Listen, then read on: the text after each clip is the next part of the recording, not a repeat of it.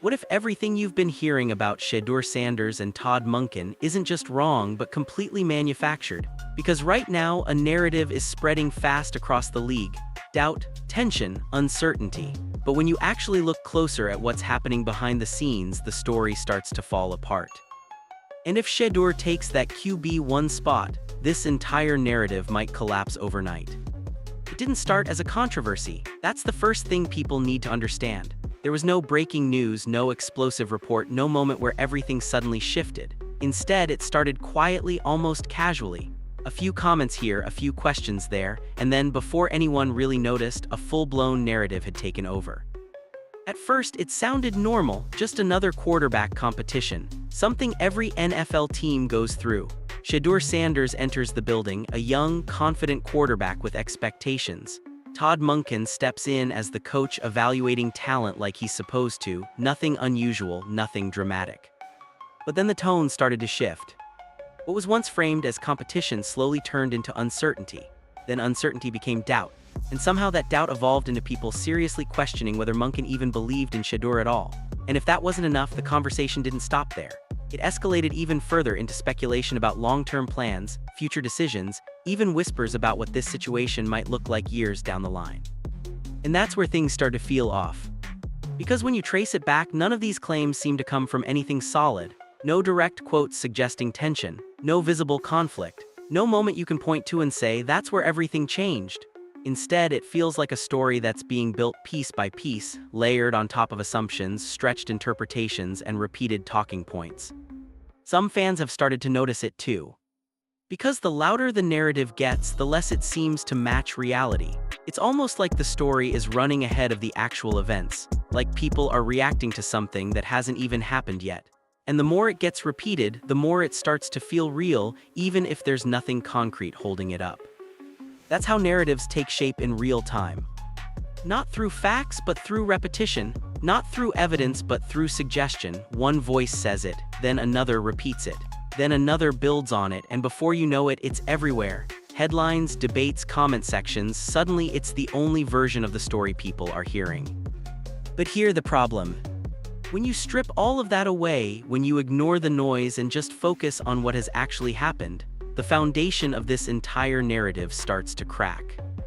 And that's where this gets interesting, because the deeper you look, the harder it becomes to find anything real behind it. Now here's the part that makes this whole situation even more confusing. The very first real interaction between Todd Monken and Shedeur Sanders completely contradicts everything being said right now. Because this wasn't cold, it wasn't distant, it wasn't the kind of moment you'd expect if a coach had doubts about a player. It was the opposite. From the moment Shedeur arrived, Monken didn't wait, he didn't keep things formal, he didn't create space. He made it a priority to connect immediately, and when that moment happened, it wasn't just a handshake for the cameras, it had energy behind it. Real energy. You could see it in the way he approached him. The tone, the body language, even the words he chose. Because instead of keeping things neutral, Monken said something that instantly raised eyebrows. He told Shedeur, "We tried to draft you." Think about that for a second.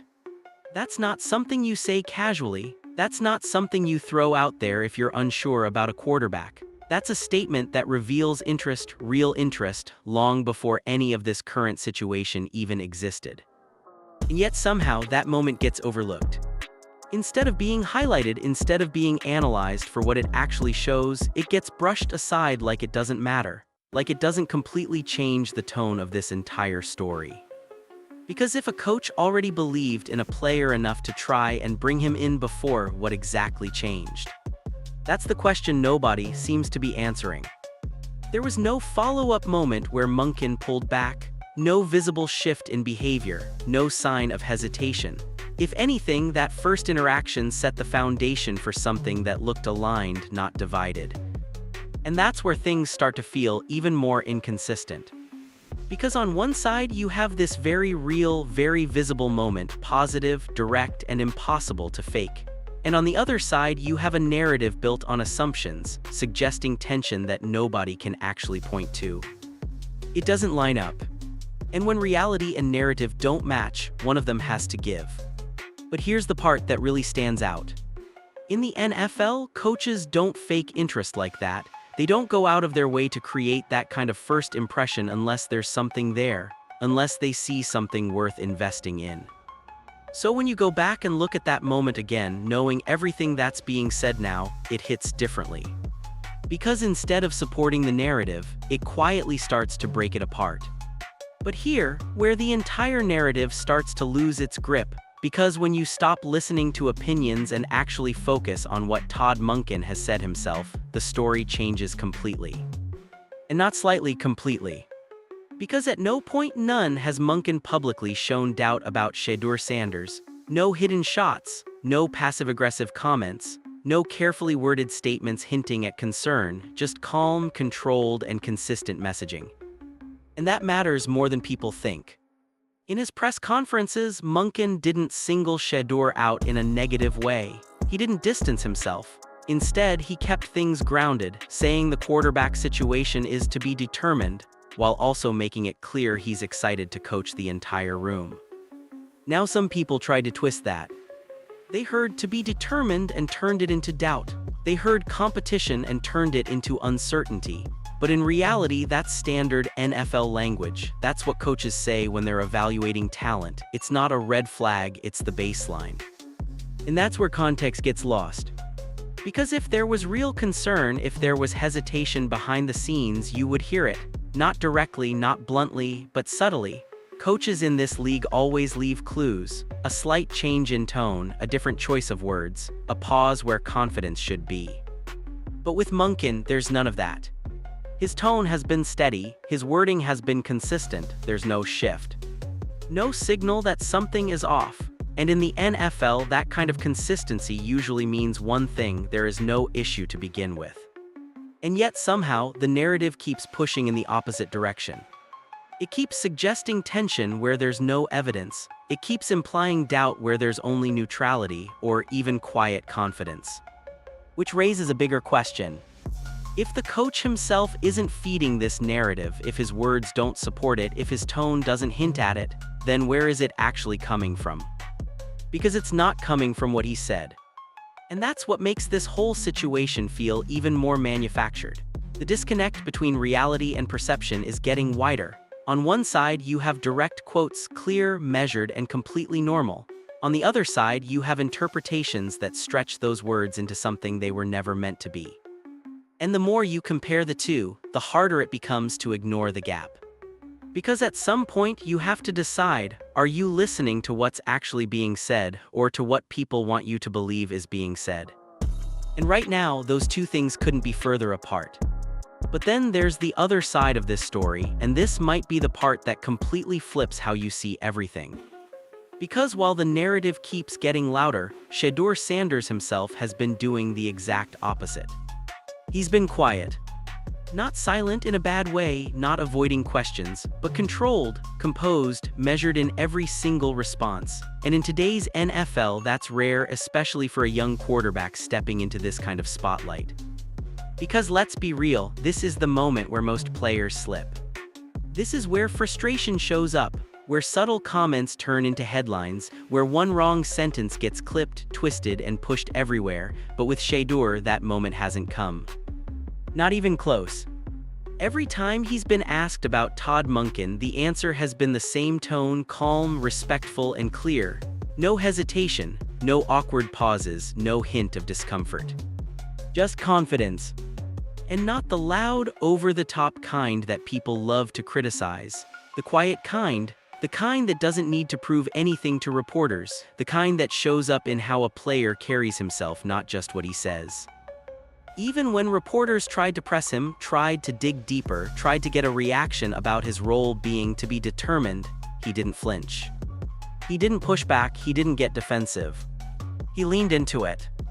He acknowledged the competition. He made it clear that he understands the situation, that nothing is being handed to him, that he's willing to earn everything. And that right there matters more than people realize. Because if there was real tension, if there was even a small crack in this situation, it would show up in moments like that. You would hear it in the tone, you would see it in the body language, you would feel it in the way he answers. But there's nothing. No frustration, no confusion, no subtle shots, just a player who seems completely locked in on what actually matters.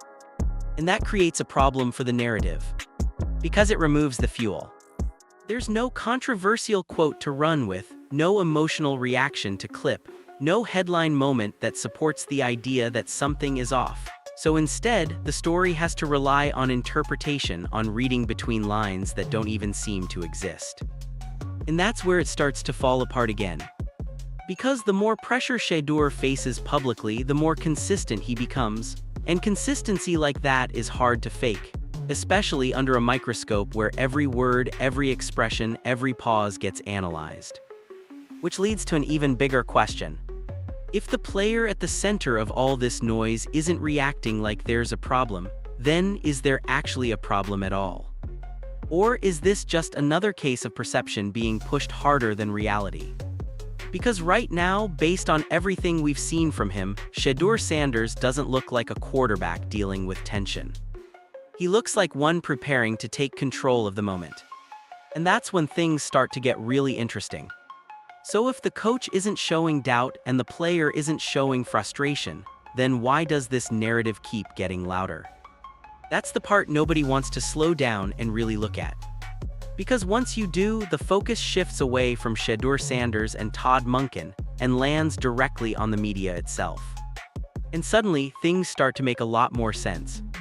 Because in today's NFL coverage, attention is everything, not accuracy, not patience. Attention. The stories that spread the fastest aren't always the most reliable, they're the ones that create the strongest reaction. And what creates reaction better than uncertainty? A young quarterback with hype around his name, a coach in a new situation, a team like the Cleveland Browns trying to figure out its future. That combination alone is enough to spark conversation. But conversation isn't enough anymore.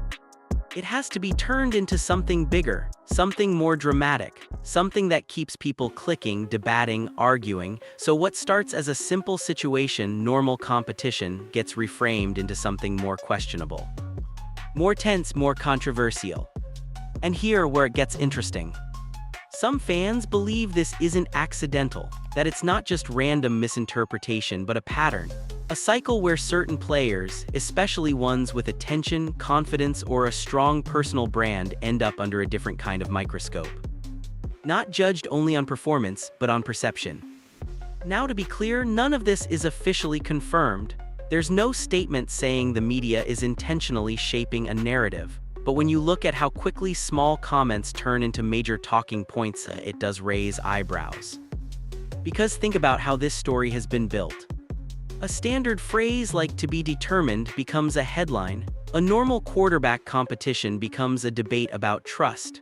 A lack of negative quotes somehow turns into suspicion. That doesn't happen by accident. That happens when every small detail is stretched just enough to keep the conversation alive.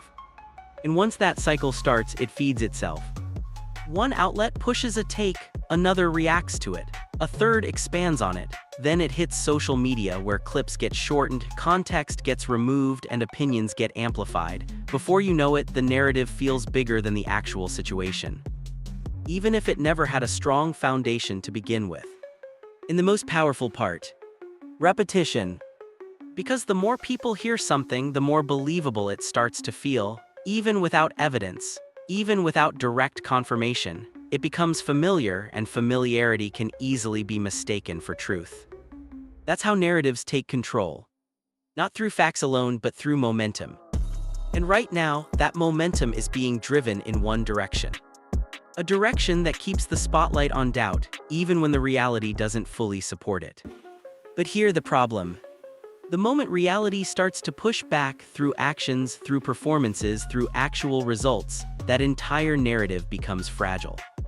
Because it was never built on something solid. And if that shift happens, if the story on the field starts to tell a different truth, then everything being said right now, it won't just look wrong. It'll look completely manufactured. But this is where the situation takes a deeper turn, because what if this isn't just about headlines or hot takes? What if there's a bigger play happening behind the scenes? Because when you step back and look at how this narrative around Shedeur Sanders is being built, it doesn't feel random. It feels structured, like each layer is being added for a reason. And that reason might not be what people expect.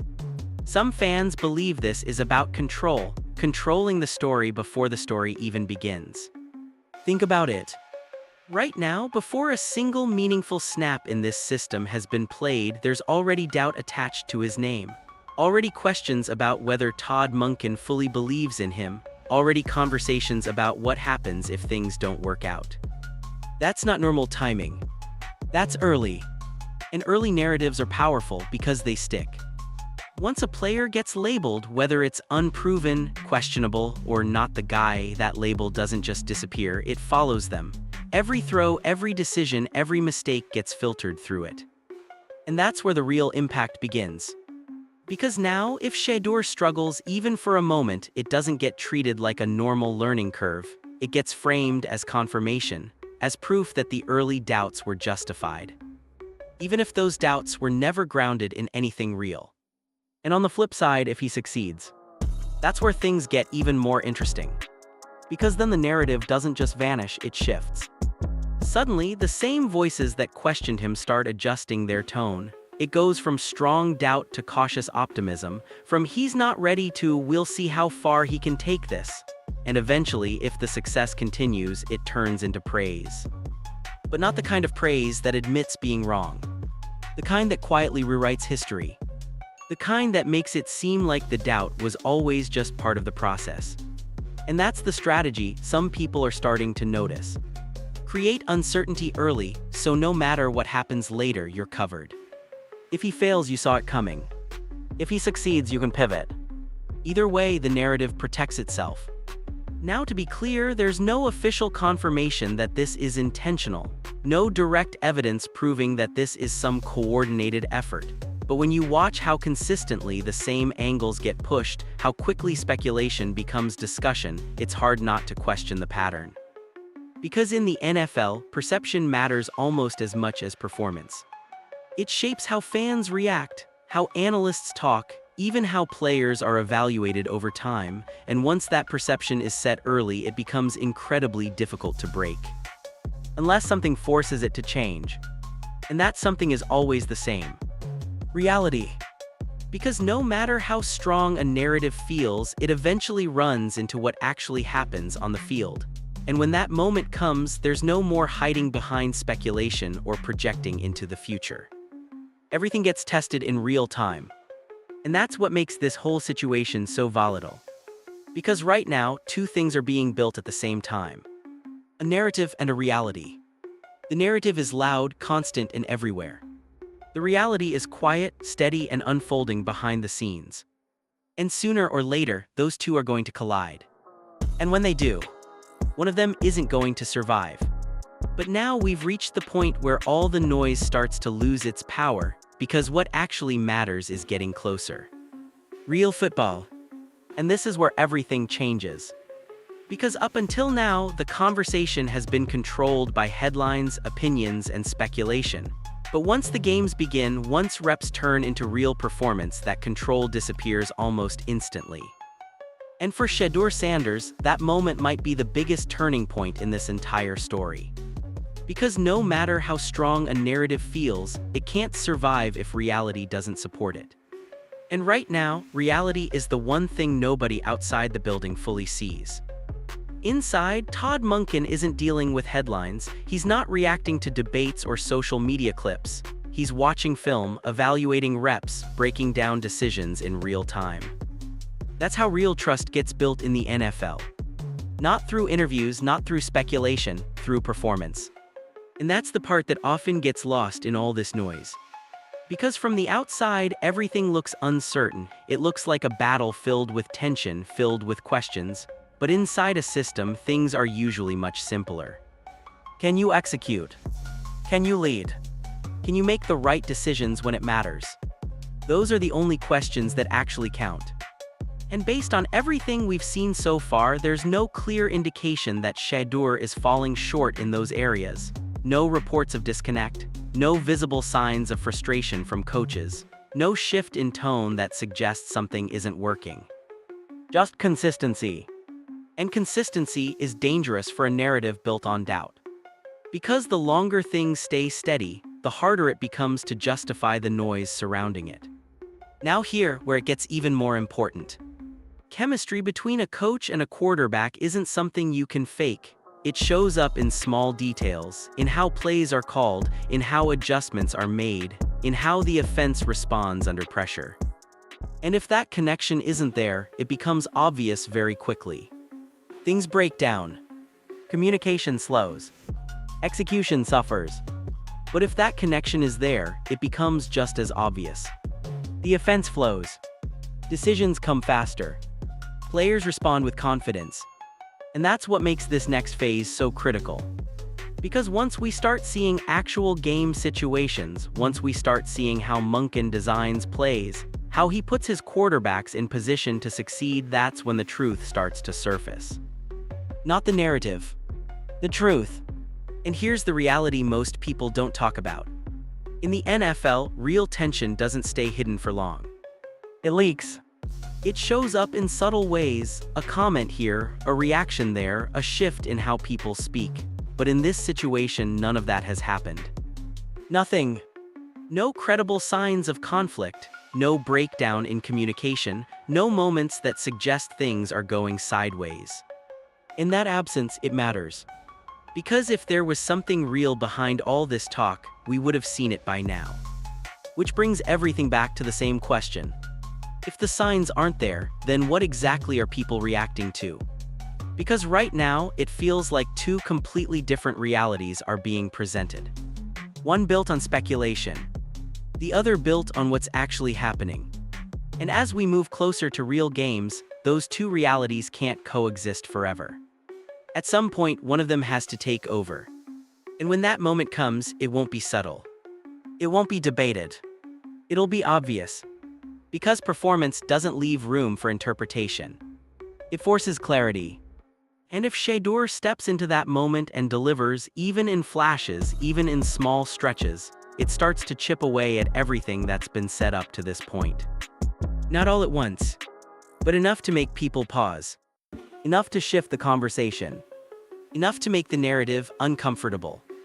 And once that happens, everything starts to change. Here's the part nobody can control anymore, the moment when everything flips.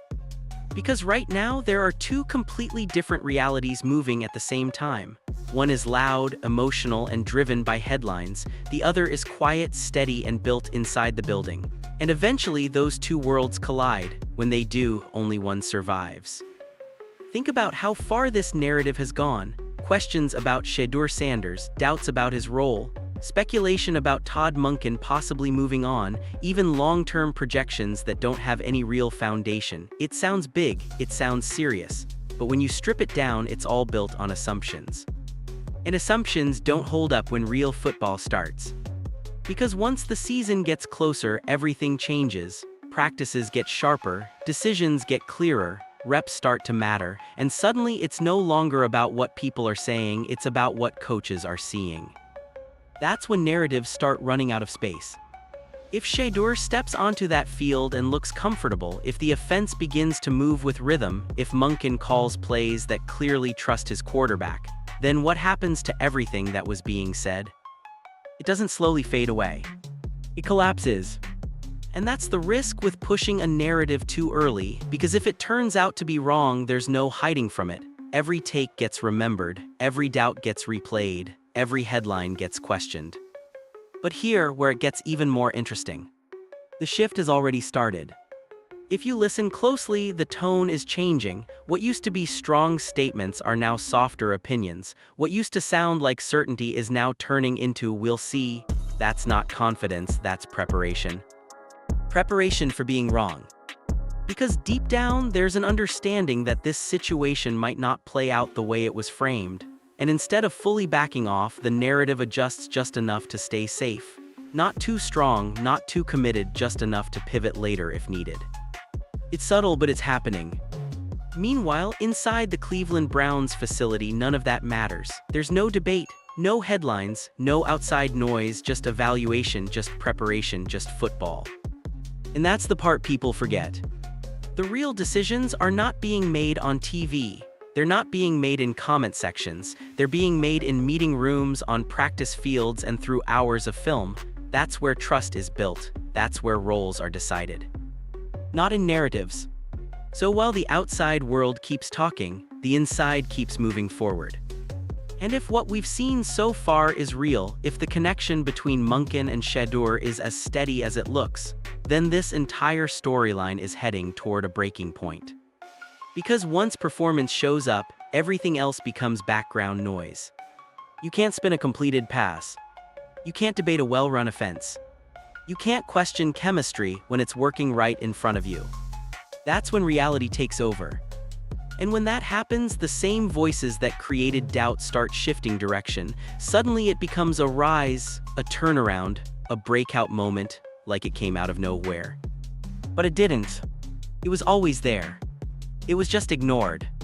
And that's what makes this moment so important, because it's not just about a quarterback battle anymore. It's about understanding how quickly perception can be shaped and how quickly it can fall apart. Because once you see it happen here, you start noticing it everywhere.